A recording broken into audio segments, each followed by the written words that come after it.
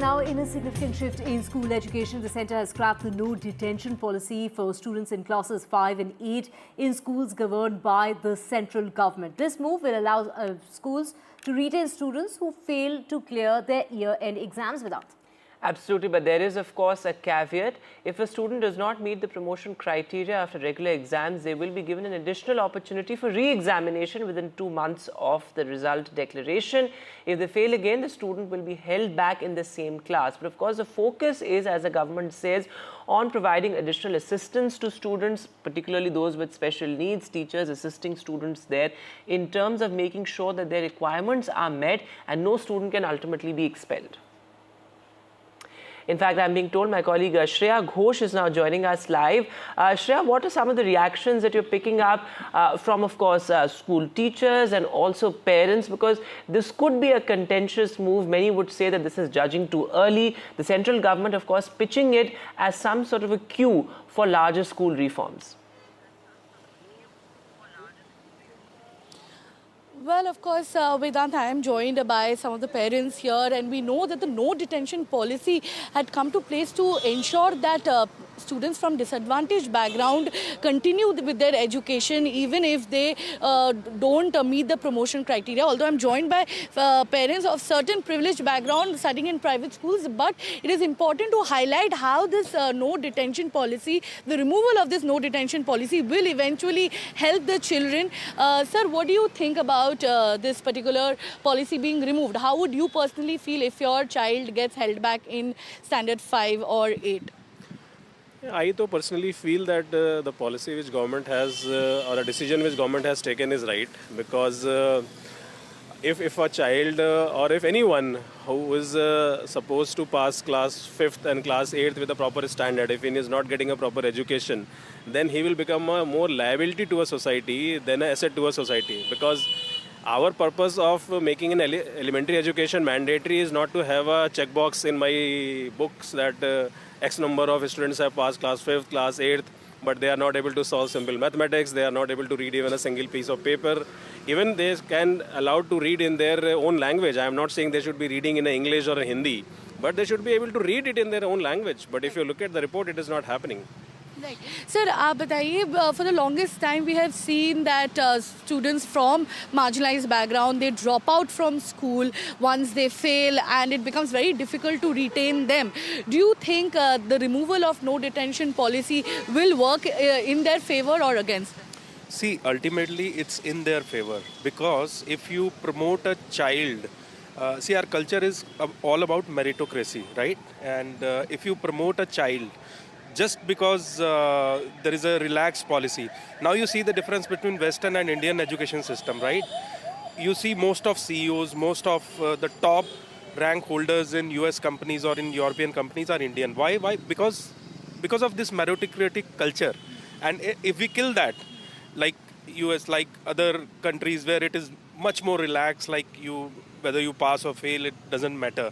So you see the results, right? So I strongly feel that this should not be there. There should be a culture of meritocracy.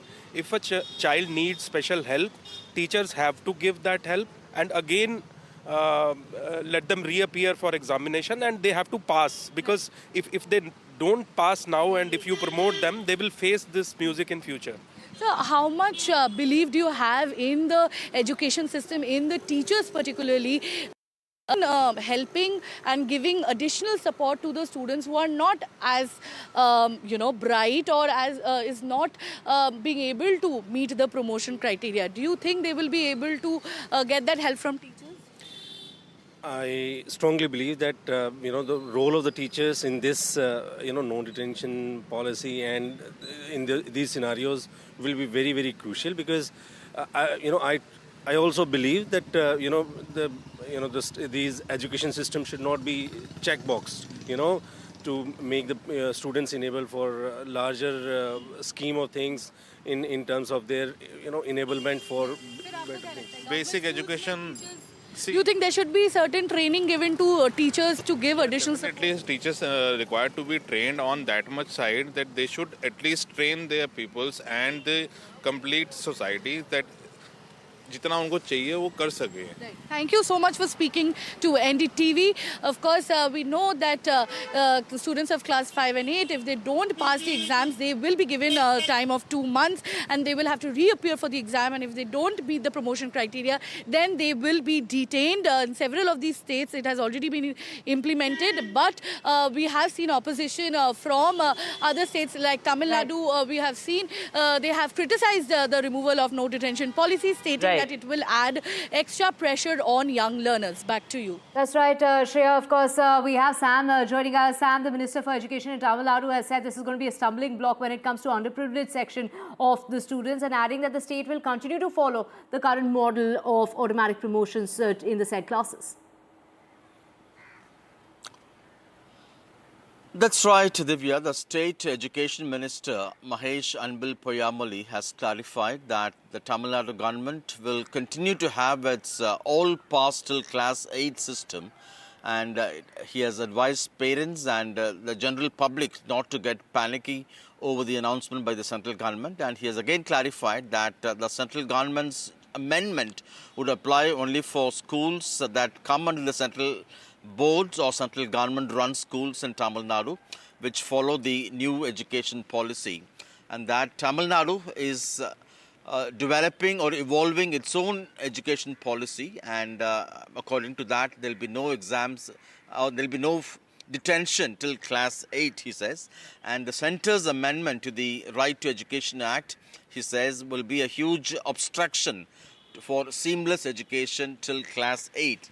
He says Tamil Nadu believes education is the only thing that could transform lives, and they believe in this kind of a system that does not fail students till class 8. The larger picture, of course, is Tamil Nadu has always opposed the new education policy being pushed by the central government, saying that besides other factors, it's a tacit way by the central government to push or to impose Hindi in non-Hindi speaking states, and it does not believe in that three-language formula. And this feature of detention in class 5 and class 8 is being seen as a key factor of the new education policy. That's another reason why Tamil Nadu is again opposing this one, believing in its own system of education. Also, the larger picture, in both in terms of the gross enrollment ratio and in terms of the overall performance, the Tamil Nadu school education level is much ahead of the national average. All right, Sam, thanks very much for joining us with that. So, Tamil Nadu vociferously opposing the centre's scrapping of the no-detention policy. But Divya joining us on the breakfast show this morning, Anubha Srivastav Sahai, President, India-wide Parents Association, and also a child rights activist. Also with us, Anil Kumar, Principal, DPS Faridabad. Thanks both very much for being with us. Going across to you first, Ms. Sahai, how do you see the centre's move to scrap the no-detention policy? It was included in the right to education with this idea that there should be some basic level of education that every child gets, which is why there has to be this sort of automatic promotion as was mandated in right to education. But the criticism is that this lowers education quality. So how do you see that as a parent, as somebody who interacts with parents as well? That stigma of failure again is something that parents and children are again extremely fearful about. Yeah, thank you for having me on this show, and a very important topic, and which will decide the career and future of lakhs and lakhs of students of our country. And see, this no detention policy, we are not supporting this at all, because government schools, most of the children in our country who are from underprivileged background, they are now out of school. Government should bring policies to bring them back to school. If you're coming up with such policies, where you're going to detain children in 5th standard, then today the children who are from underprivileged background, from EWS category, they're studying till 9th standard. After that, once the detention policy is there in all the schools after 9th, most of the children, they don't continue their education after 9th. Now what will happen? Most of these children, they will continue their education only till 5th standard. They won't get even basic education. And how can you assess or how can you evaluate any child on the basis of just their academic performance? What about their overall development? Some children are good in music, some are good in art, some are good in sports. So overall development, new education policy talks about overall development of the children. So continuous assessment is what we need if we want to grow as a country where the youth are unemployed today. Most of the children are out of school. Many are not even educated. So such kind of policy will definitely bring more and more children to not join the school, especially from underprivileged children, underprivileged background. And in government schools, especially, you don't have proper teachers also. Teachers are just on paper. They don't come and teach. So first, government should focus on improving the education quality and teacher training programs also. They're not doing it. First, you start first you start improving the quality of education in schools. Then definitely these students will excel. Why not? And they will get all the opportunities. I'm not talking to the children, 20% or 15% children studying in private school. Most of the children are studying in aided school and government schools also. So Right. I think this policy is going to have a very bad impact on the career and future of our young children. Right, we have Anil Kumar, the principal of DPS Faridabad, joining us as well. Sir, when we talk about, the government of Tamil Nadu that is opposing this no detention policy, saying that students from underprivileged sections and rural areas need to get enough chances so that they are able to complete their education, and this is going to hamper their progress. What I will say on this is that, truly speaking, there are facets to this particular question. It cannot be seen in isolation. Like if I were to talk about in the terms of a psychology of a child and the pedagogical part and administrative part, it has three different parameters in my opinion. So I'll say psychologically, it's a bad impact on the mind of the child, because nobody is ready to take a failure at that early stage. And as an individual, if we want to teach them how to deal with the failure, it is something which is primarily very important for a person to be successful later in life. But is this the right age to tell them? That's a debatable question. Particularly for class 5, I'll say no. We need to find, and what do you say? If you say that after 2 months you are going to test the child again, somebody who has not learned it over a period of a year, what they will achieve within 2 months, that is again not going to serve any purpose. This is particularly grade 5. I'm talking from the side of pedagogy, from the side of psychology.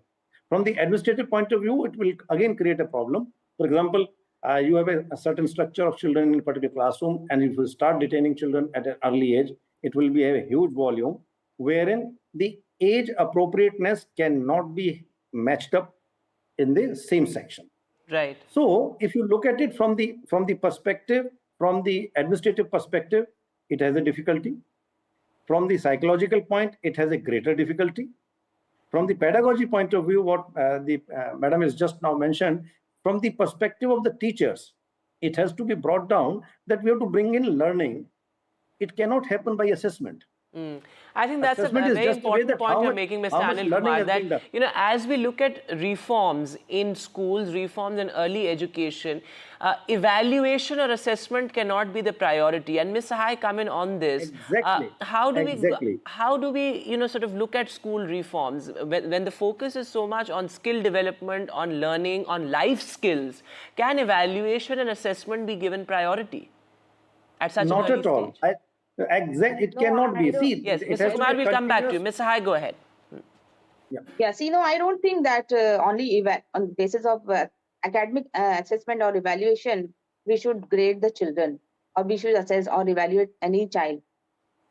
As far as the entrance exams are concerned, definitely after 12, many students who are brilliant or who have performed well, or who could get proper education and coaching also, they do crack the IIT and JEE exams and NEET exams. But many underprivileged children, they don't have even sufficient means to even pass a basic exam at primary level and 10th board exam. They are not able to crack and pass because we don't have proper infrastructure in place. When I was in school, I have studied in KV, that is a government school. During my time, the teachers' quality was very good. The teachers were trained properly, but nowadays you go to any government school, you will not find a proper teacher. Even in some of the private school, they are also facing a lot of problem. Low budget private schools especially, they're facing problem. They don't have proper teaching faculties in their school because of they're not getting proper aid. So government should first focus on The providing proper principal of education, teacher DPS, training. Anil Kumar, the rule also states that no student will be expelled, but that also opens up the debate for this rule perhaps to be misused. That's what I'm saying. See, the broader point which I was trying to make at that point of time is that administratively, when you're saying, first of all, expulsion is not a right word for it. It's like asking children to withdraw from that particular age group. On one hand, we are talking about bringing more children to the classroom, and on the other hand, we are discouraging it by way of either detaining them in the same class, and if a child doesn't improve even in the next year, what are you going to do with that? So the age gap versus the class in which the child is, you need to provide that support at an early level. That is a bigger question to be addressed. Honestly speaking, this is not the way it is to be looked at, because no detention has its merits, it has its demerits. Right. Both systems will have its own perspectives. But at the end of the day, I'll say it is too early for a child to be detained. I'll say even at a grade 8 level, we can give them an opportunity to maybe say another 3 months time or a 6 months time, semester time, rather than saying that, okay, you repeat for throughout the year.